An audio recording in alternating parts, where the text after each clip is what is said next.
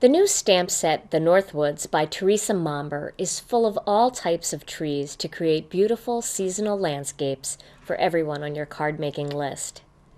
Today on Stamp TV, I'm going to show you how to use the wood graining technique not as a background, but as part of your focal image, and the Northwoods is the perfect set for this technique. Let me show you the tools and products you need to do this technique. First, you're going to need some ink. And I'm going to use the Memento Desert Sand ink for my wood graining background. Then, to stamp my tree landscape, I'm going to use some of the Memento Rich Cocoa ink. I'm using a piece of the Gina Designs cardstock in the ivory. Now, this is the heavy base weight cardstock because I want the cardstock to be a little bit more rigid when I'm creating that wood graining background. However, you can use our layering weight for this as well. Then I have a couple of the stamps from the new Northwoods stamp set. I have this large pine tree, and then I have a smaller version of the pine tree, and I'm also going to use this little tiny pine tree.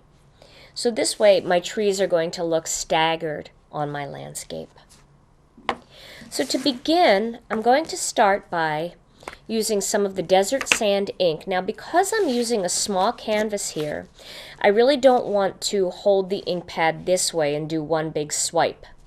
The reason why I don't want to do that is because I want to make sure that the edge of the ink pad creates those lines that appear like wooden boards. So I'm going to turn the ink pad this way for the smaller canvas, and I'm going to start by rubbing down one side. Then I'm going to turn that just half a turn to the other side, and I'm going to do it again on this side, like this. Now I've created a board right in the center there, so I'm going to create another board next to it, and then I'm going to turn it again and do one more board. Now, you don't want these boards to be totally even and perfectly lined up and spaced. You want them to look old and rustic. And by not having them perfect, it's going to look a little bit more like real wood than if they were perfectly lined up. So give yourself a little freedom. Now, I'm going to stamp my first image, which is the large pine tree right in the center. And I'm going to do that with some of this Memento Rich Cocoa ink. Get that all inked up. And I'm going to start right in the center, like that, and give the ink a little bit of a chance to transfer. And there is my first tree. Now I'm going to move to the next size smaller tree with some of this Memento ink and ink that up again using the Rich Cocoa. And this tree is going to stamp it just a little higher so that that little mound of dirt and grass underneath appear to be just back a little bit further. And it's okay if the trees touch one another, because it will still look like it's behind the first tree. So this one will go right about there, like that. And then you could also do your next tree using the same stamp, or you can go one smaller, which is what I'm going to do. Teresa gave us lots of different trees to create very realistic looking landscapes, and I love that about this set. And then this one will go back just a little bit more. And that one looks like it's just a little more in the distance.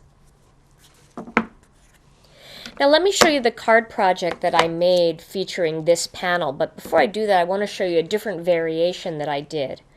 With this particular one, I used the Memento Toffee Crunch ink to create a little bit of a deeper wooden background, and then I used some of the Northern Pine ink to create my trees. So you don't have to limit yourself to browns and blacks to do that silhouette kind of landscape. Try it with different colors too.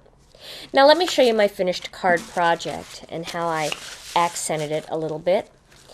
Here I've used that same panel, and you'll notice that once the desert sand ink dries, it dries a little bit more tan, not quite so peachy, so I like that.